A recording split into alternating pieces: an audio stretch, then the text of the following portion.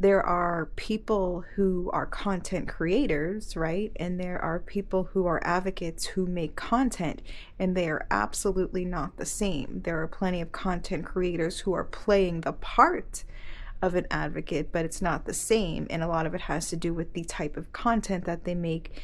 If you are making content that stigmatizes the very people that you say that you advocate for, you're just a content creator, and that's fine. Just say that's what you are. Don't pretend to be an advocate and then say a whole bunch of stigmatizing things about people who use drugs. Let me start by saying this. I truly believe that social media has been a wonderful opportunity for so many people to connect and hear and see people's stories and see people doing different things when it comes to recovery. But one of the things that I think social media does, or one of the kind of mixed messaging that social media does, I think there's a lot of large creators, like a large recovery creators, large prison creators, that they have to kind of feed into the stigma a little bit, because that's what gets views, right? And like those rock bottom stories and those rock bottom moments, and it really, it promotes that suffering leads to change. And I guess in some ways it does, right? Like at some point they always say, like, once you've had enough suffering, you're done. But it's, sometimes I also feel like that's kind of stigmatizing to say, because there are so many people who want to be done but still can't stop, but they aren't getting the resources that they need to stop, because people are just hitting them with that, that tough love, that, haven't you suffered enough bullshit. And it's like, clearly suffering, if suffering was enough, they would have already changed, right?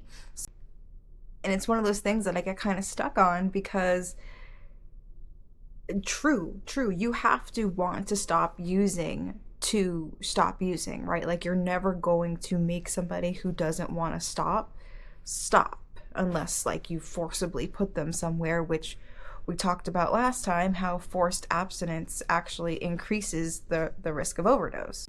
But for a lot of people, wanting it isn't enough, right? Like for a lot of people, it has to be more than wanting it.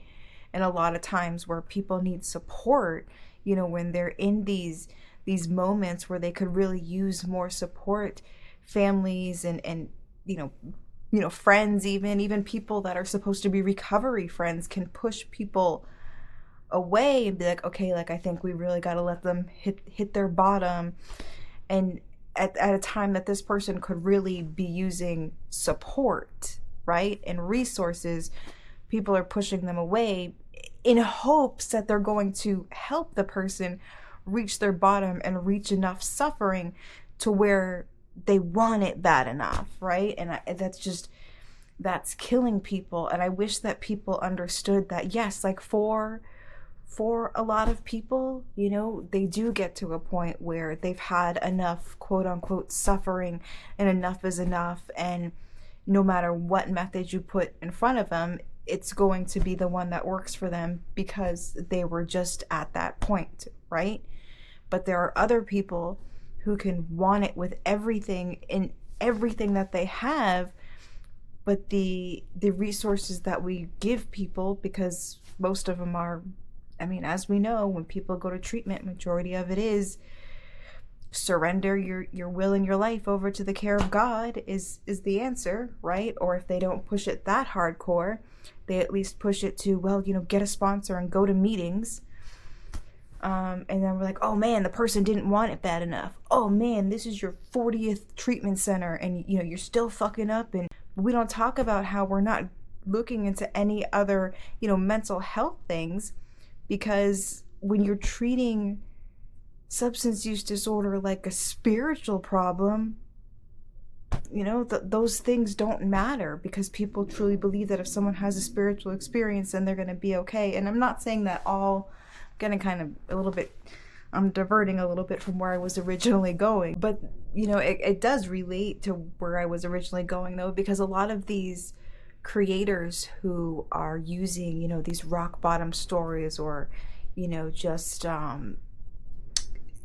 you know, sprucing up their story for views and such, they are feeding into that rock bottom theory, like that rock bottom stigma, right? That people need to hit rock bottom to get better, even if they don't work the program, and even if they don't believe that. And oh man, you should have seen, I took some clips today, like I screen recorded some things, and I'm going to be making a video soon about just some of these creators that I see hosting these lives that are, it's scary, dude.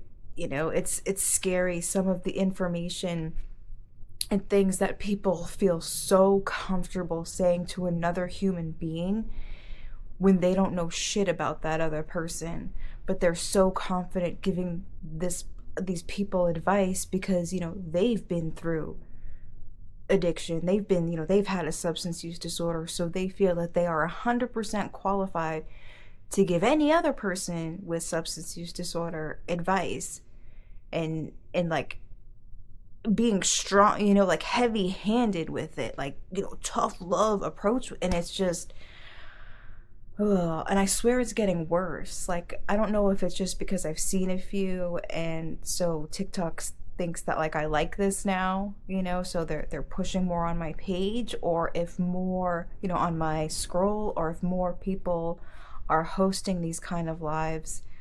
I'm not really sure, but we are definitely going to be doing a series.